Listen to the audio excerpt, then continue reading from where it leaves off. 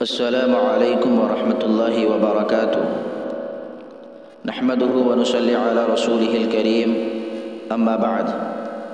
محترم سامعین، شب برأت تحریر مفتی محمد شفیق شاہ بھائی بڑودوی دامت برکاتہم العالیہ، آواز مفتی محمد انصار خان ندوی۔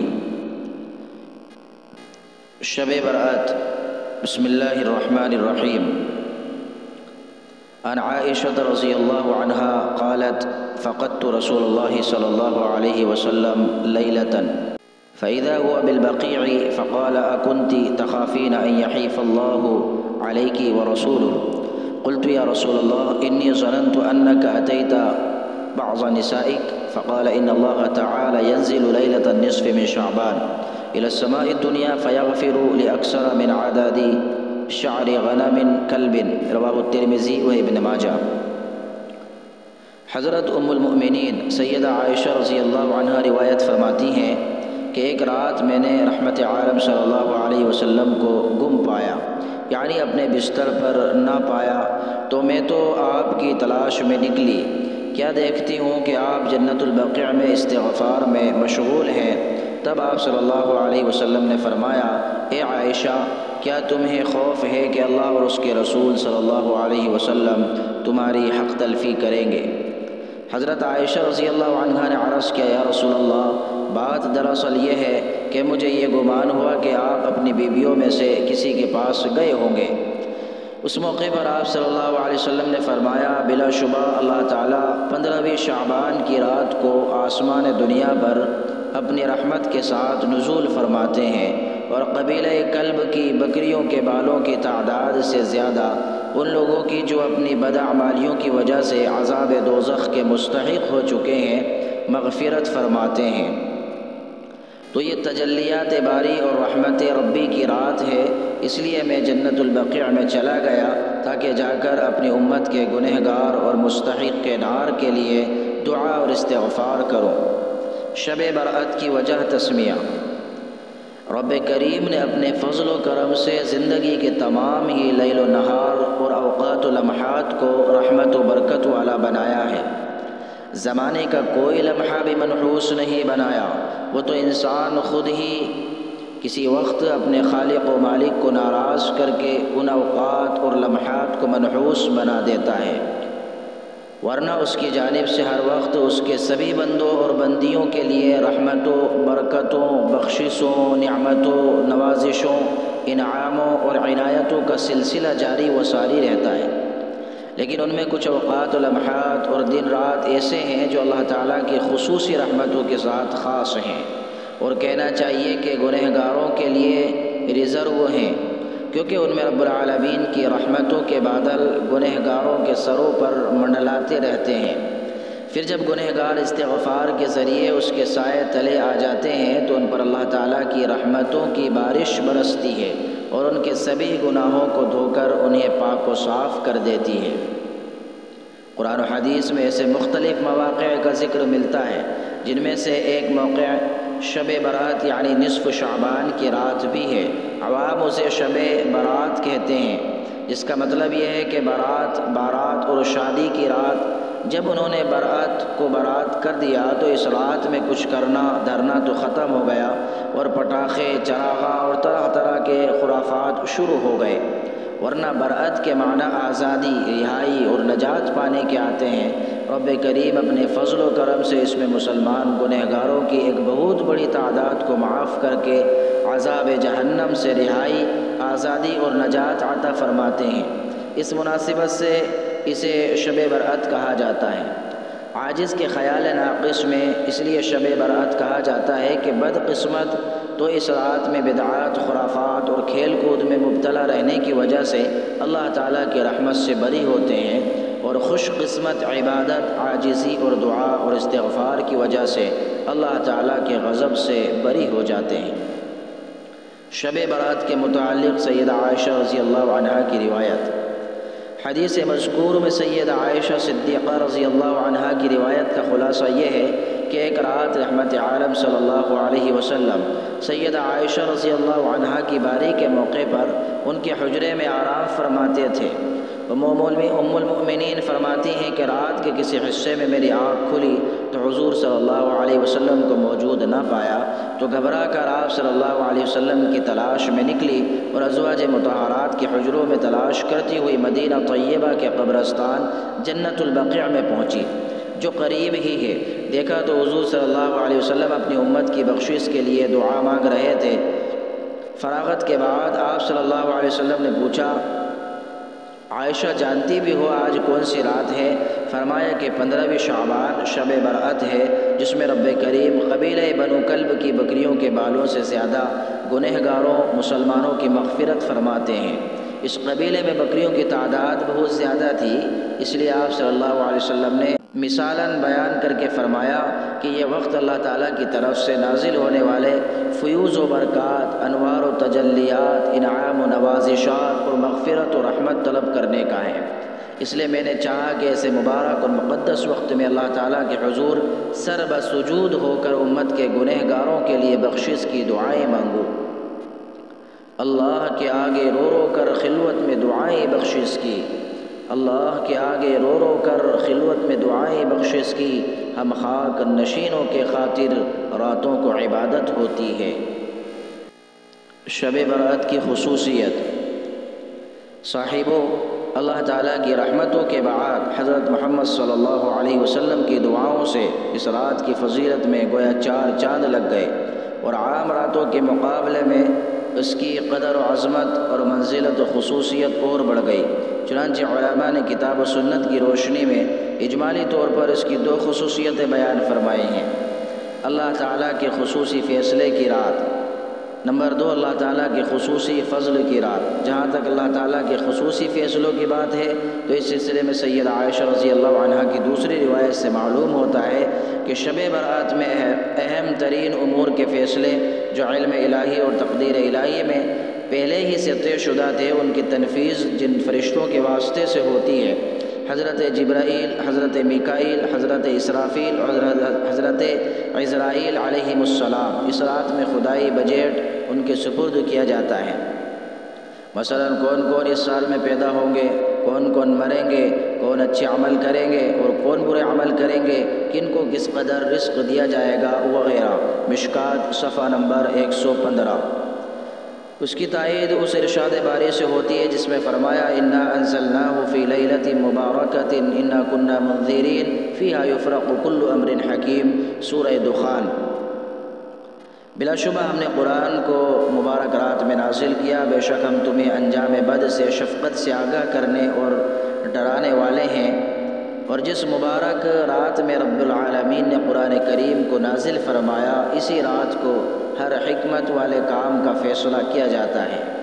یہاں بعض مفسرین مثلا حضرت عکرمہ رضی اللہ عنہ وغیرہ نے فرمایا لیلۃ مبارکۃ سے مراد شب برأت ہے۔ معارف صفحہ نمبر 758، جلد نمبر 7۔ اب جہاں تک قرآن کے رمضان اور شب قدر میں نازل ہونے کی بات ہے تو اس کے متعلق بعض علماء نے فرمایا کہ نزول قرآن کے 3 درجات ہیں۔ نمبر 1 نزول قرآن کا فیصلہ، نمبر 2 نزول قرآن کی ابتدا، نمبر 3 نزول قرآن کی تکمیل۔ شب برأت میں نزول قرآن کا فیصلہ ہوا کہ اس دفعہ رمضان میں جو شب قدر آئے گی اس میں قرآن نازل کیا جائے گا۔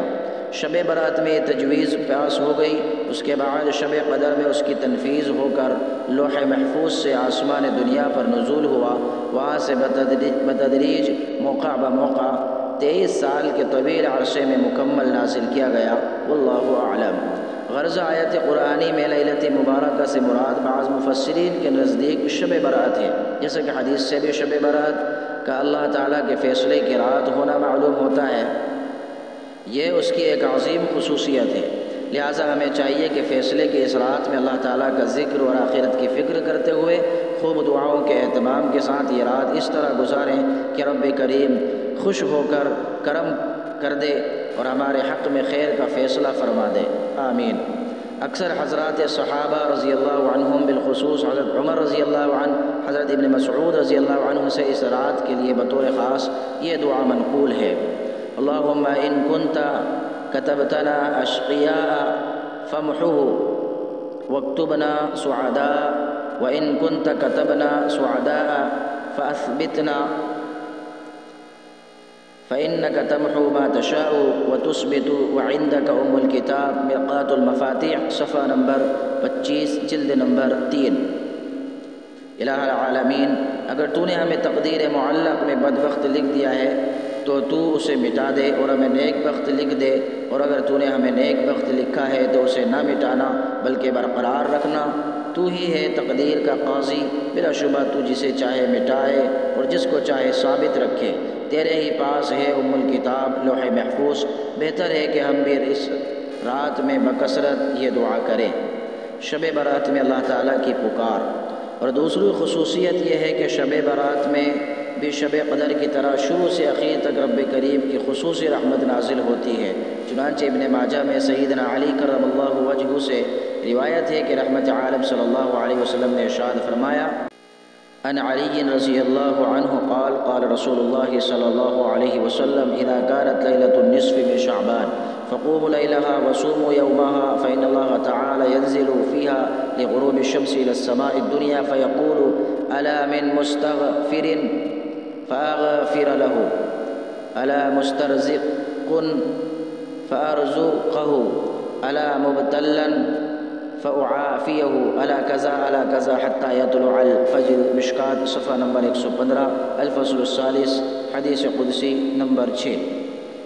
اس حدیث قدسی میں فرمایا جب شب برات ہو تو بہتر یہی ہے کہ تم اس کی رات میں قیام یعنی عبادت کرو اور اس کے دن میں روزہ رکھو، کیونکہ اس رات میں غروب آفتاب ہی سے یعنی عام راتوں کی طرح آخری رات میں نہیں بلکہ شروع رات میں حق تعالیٰ آسمان دنیا پر اپنی رحمت کا نزول فرماتے ہیں، اور بار بار یہ ارشاد فرماتے ہیں کہ ہے کوئی مغفرت چاہنے والا کہ میں اس کی مغفرت کروں، اور ہے کوئی رزق کا طلبگار کہ میں اسے رزق دوں، اور ہے کوئی مبتلا مصیبت کہ میں اسے عافیت دوں، اور ہے کوئی ایسا اور ایسا اور ویسا۔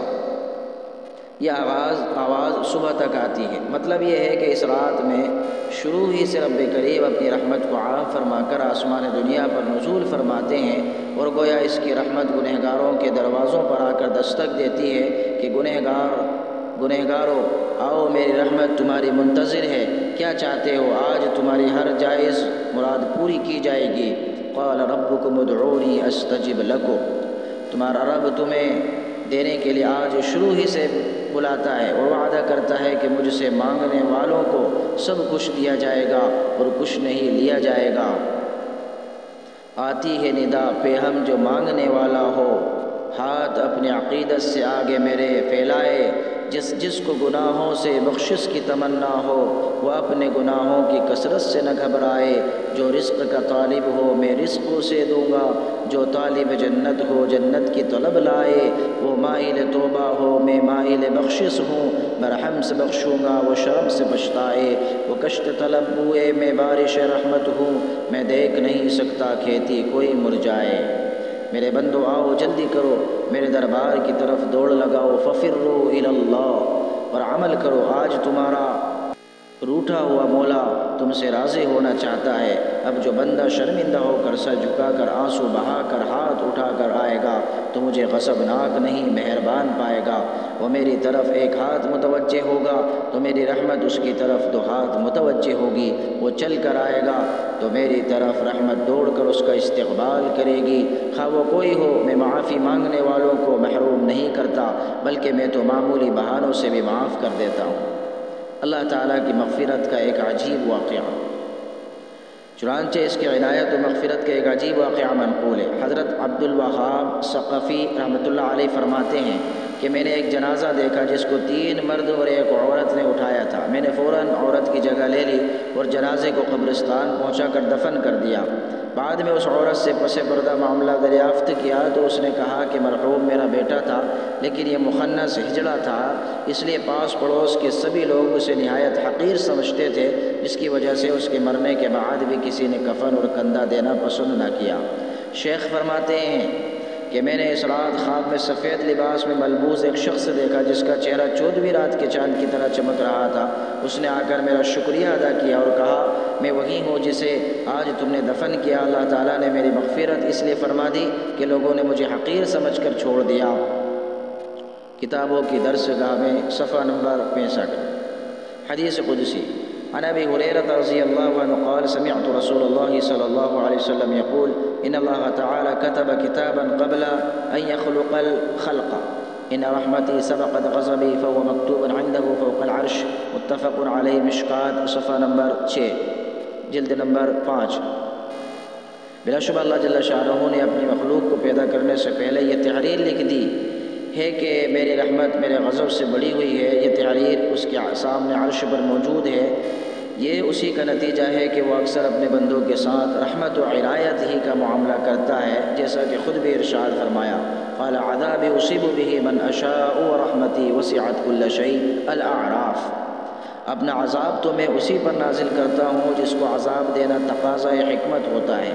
رہی بات میری رحمت کی تو وہ ہر چیز پر چھائی ہوئی ہے، دنیا میں تو ہر کسی کو اس سے فائدہ ہوتا ہے، پھر یہ بھی تو اسی رحمت کا ایک حصہ ہے کہ وہ اپنے گنہگار بندوں کو معاف کرنے کے لیے مواقع اور بہانے عطا کرتا ہے۔ شب برأت میں محروم القسمت۔ چنانچہ شب برأت اللہ تعالیٰ کی طرف سے گنہگاروں کے لیے ایک مہلت اور بہترین موقع ہے، ایک گولڈن چانس ہے۔ اگر بندہ اسے غنیمت جان کر سچی توبہ کر لے تو اللہ تعالیٰ کی رحمت گنہگاروں کی منتظر رہتی ہے۔ اگر اس میں آتش بازی کے بجائے آوازاری کی جائے معافی مانگی جائے تو یہ رات باعث سعادت ہوگی ورنہ باعث شقاوت ہوگی۔ حدیث میں چند ایسے محروم القسمت لوگوں کا ذکر آتا ہے جن کی اس رات بھی مغفرت نہیں ہوتی جب تک وہ سبھی توبہ نہ کر لیں۔ ان میں ایک مشرک، نمبر 2 کینہ رکھنے والا، نمبر 3 قاتل، مشکات صفحہ نمبر 115، نمبر 4 قطع رحمی کرنے والا، نمبر 5 والدین کا نافرمان، نمبر 6 شراب کا عادی، نمبر 7 زنا کا عادی، نمبر 8 ٹخنوں کے نیچے پائجامہ لٹکانے والا مرد، نمبر 9 خودکشی کرنے والا، نمبر 10 غیب کی باتیں بتلانے والا، نیز کاہن اور نجومی، الترغیب والترہیب صفحہ نمبر 304 جلد نمبر 3 بحوالہ بیہقی و بصائر حق جدید جلد نمبر 1 صفحہ نمبر 959۔ یہ وہ محروم القسمت لوگ ہیں جو شب برأت و شب نجات میں بھی اللہ تعالیٰ کی رحمت سے محروم رہتے ہیں، العیاذ باللہ۔ روایتوں پر نظر ڈالنے سے واضح ہوتا ہے کہ اس رات تمام صغائر تو معاف کر دیے جاتے ہیں، البتہ کبائر کی معافی کے لیے سچی توبہ شرط ہے۔ ہاں اگر اللہ تعالیٰ کسی کو محض اپنے فضل و کرم سے معاف کر دے تو اور بات ہے۔ روایت شب برأت کی حقیقت۔ رہی بات شب برأت کی فضیلت میں وارد ہونے والی روایات میں ضعف کی تو اس سے بھی اس کی فضیلت میں انشاءاللہ کوئی فرق نہیں آئے گا، اس لیے کہ اولاً یہ بات ذہن میں رہنی چاہیے کہ ضعیف روایات موضوعات کے ہم پلہ نہیں ہوتی، پھر عقائد و احکام اور حلال و حرام کے علاوہ اعمال کے فضائل میں کچھ شرائط کے ساتھ ضعیف احادیث کا اعتبار تقریباً سبھی نے کیا ہے، بشرطے کہ ضعف راوی کے سوء حفظ کی وجہ سے ہو۔ علاوہ ازیں محققین اور محدثین کا اصول ہے کہ اگر ضعیف روایات مختلف سندوں سے منقول ہوں تو حسن لغیرہ کے درجے کو پہنچ کر قابل استدلال ہو جاتی ہے۔ اس لیے علامہ ابن حمام رحمۃ اللہ علیہ فرماتے ہیں کہ حدیث ضعیف جب کہ موضوع نہ ہو تو اسے استحباب ثابت ہو جاتا ہے، اس سے استحباب ثابت ہو جاتا ہے۔ فتح القدیر جلد نمبر 95 صفحہ نمبر 95 جلد نمبر 2 کتاب الجنائز۔ چونکہ شب برأت کی فضیلت جمہور کے نزدیک مسلم ہے، بلکہ اس کی فضیلت سے فائدہ اٹھانے کا اہتمام بھی ثابت ہے، جیسا کہ ابن حاج مکی رحمۃ اللہ علیہ مدخل صفحہ نمبر 248 میں تحریر فرماتے ہیں کہ سلف صالحین اس رات کی تعظیم کرتے اور اس کے لیے پہلے سے تیاریاں کرتے تھے۔ علامہ حسکفی رحمۃ اللہ علیہ نے مندوبات و مستحبات کا ذکر کرتے ہوئے فرمایا کہ عیدین اور نصف شعبان کی رات میں جاگنا مستحب ہے، شامی صفحہ نمبر 469 جلد نمبر 2۔ اس لیے مافی الباب روایت میں کچھ اسنادی ضعف ہے تو معید بالتعامل ہونے کی وجہ سے ختم ہو جاتا ہے، پھر تلقی بالقبول کی وجہ سے ضعیف روایت بھی قابل قبول ہو گئی۔ اتنی بات ضرور ہے کہ شب برأت میں عبادت کا کوئی خاص طریقہ یا اجتماعی طریقے طور پر عبادت ثابت نہیں، نیز شب برأت کا شب قدر کی طرح اہتمام بھی ثابت نہیں۔ اس میں انفرادی طور پر تو حضور نے اہتمام فرمایا، اجتماعی طور پر نہیں۔ شب قدر میں تو حضور صلی اللہ علیہ وسلم خصوصی طور پر ازواج مطہرات کو بیدار فرمانے کا اہتمام فرماتے تھے، جبکہ شب برات میں سیدہ عائشہ رضی اللہ عنہا پاس میں تھی، لیکن آپ نے ان کو بیدار کرنے کا اہتمام نہیں فرمایا۔ شب برات کے اعمال و احکام، اسے علماء نے فرمایا کہ اس رات میں مطلقاً عبادت کرنا اور دن میں روزہ رکھنا بھی مستحب ہوگا۔ البتہ سنت یہ ہے کہ ہر ماہ کے ایام 20 کی طرح شعبان میں بھی اللہ تعالیٰ توفیق دے تو 13، 14 اور 15 تاریخ میں روزہ رکھا جائے۔ اس کے علاوہ عبادات کا کوئی خاص مخصوص طریقہ منقول نہیں ہے، لہذا جو عبادت آسان ہو انفرادی طور پر اس کو کرے۔ بہتر ہے کہ مغرب کے بعد مسجد میں ہو تو اعتکاف کی نیت کر کے صلاۃ الاوابین پڑھے، اس کے بعد تلاوت کلام اور ذکر کر لے، تاکہ اتل ما اوحی میں جو تلاوت، نماز اور ذکر کی ترغیب آئی ہے اس پر عمل ہو جائے۔ پھر رات بھر جاگ کر عبادت کر سکتے ہو تو فبیہا، ورنہ نماز عشاء باجماعت پڑھ کر شروع حصے میں کچھ آرام کر کے آخری حصے میں اخیر تک ذکر و اذکار اور دعا مناجات میں مشغول رہے۔ جس کے ذمے قضا باقی ہو اس کے لیے ضروری ہے کہ پہلے قضا کا اہتمام کرے، اسی کے ساتھ اس رات اپنے لیے اور مرحوموں کے لیے دعائے مغفرت کرے۔ موقع ہو تو قبرستان جا کر مرحومین کے لیے ایصال ثواب اور دعائے مغفرت کرے، اگرچہ اس کا بھی اہتمام اور التزامات ثابت نہیں، کیونکہ حضور صلی اللہ علیہ وسلم کو شب برات میں قبرستان جانا اس رات کی خصوصیت کی وجہ سے نہیں بلکہ عام معمول کی وجہ سے تھا، ورنہ آپ صلی اللہ علیہ وسلم کے ساتھ حضرات صحابہ کرام رضی اللہ عنہم اجمعین بھی ہوتے۔ بہرکیف شب برات کی فضیلت سے فائدہ اٹھانے کا یہی مطلب ہے کہ شریعت و سنت کے مطابق اس رات کو گزاریں، جہالت و بدعت کے ساتھ نہیں، جیسا کہ جہالہ کے یہاں ہوتا ہے۔ بقول شاعر، آئی ہے شب برات بڑی دھوم دھام سے، زندوں نے حلوہ کھایا مردوں کے نام سے۔ حق تعالی ہمیں اپنی توفیق خاص سے اپنی رحمت و عنایت کے مواقع عطا فرما کر مغفرت و کامل رضا عطا فرمائے، آمین۔ جزا اللہ عنا محمدا صلی اللہ علیہ وسلم بما هو اہلہ، وآخر دعوانا ان الحمد للہ رب العالمین۔ السلام علیکم ورحمۃ اللہ وبرکاتہ۔